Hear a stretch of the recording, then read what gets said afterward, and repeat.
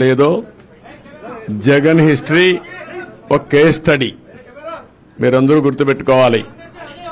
ఈ రాష్ట్రంలో మనం చూస్తే చాలా మంది పాలకులంటే ఎట్టుండాలో పనిచేశారు, పాలకుడంటే ఎట్ట ఉండకూడదో పనిచేసి దాన్ని ప్రపంచానికి ఒక కేస్ స్టడీ ఇచ్చే పరిస్థితికి వచ్చాడు. చాలా మంది ఓడిపోయారు, కానీ ఓడిపోవడం వద్దు, ఇక నువ్వే వద్దే వద్దని ఓటేయడం డిఫరెంట్. అదే జరిగింది ఈరోజు. దీన్ని ఇన్ కోర్స్ ఆఫ్ టైం చాలా విషయాలు మీకు చెప్పాలి, అవన్నీ వస్తాయి, మాట్లాడుకుందాం. నేను దాని గురించి కాదు, వ్యక్తుల గురించి కాదు, వ్యవస్థ గురించి.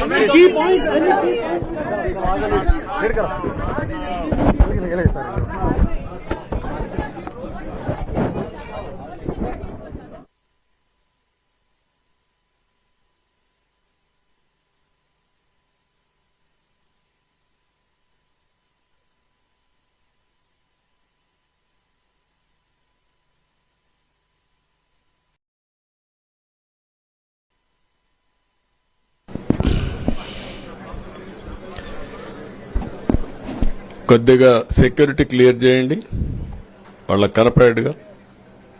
You come back, or otherwise this side you can come. మీరంతా కూడా ఆ సైడ్ ఈ సైడ్ అడ్జస్ట్ చేసుకోండి.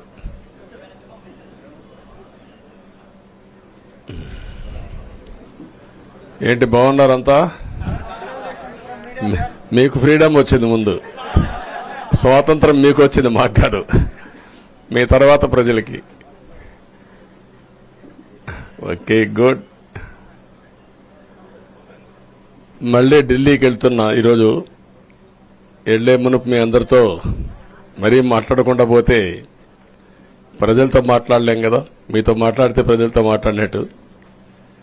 ఎలక్షన్ అవుతాను, నిన్నంతా బిజీగా ఉన్నాం కాబట్టి ఒక 2 నిమిషాలు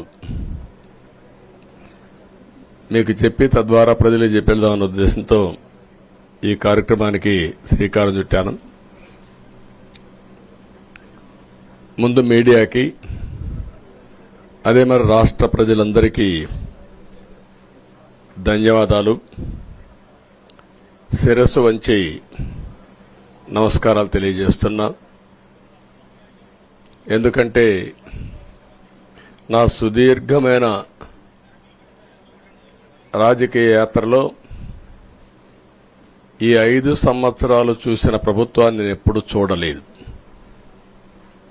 ఒక రంగం అని కాదు, ఒక వ్యవస్థని కాదు, ప్రజాస్వామ్య వ్యవస్థలన్నీ ఏ విధంగా ఇబ్బంది పడ్డాయో, ఏ విధంగా నిర్వీర్యం చేశారో మనం అన్ని చూశాం.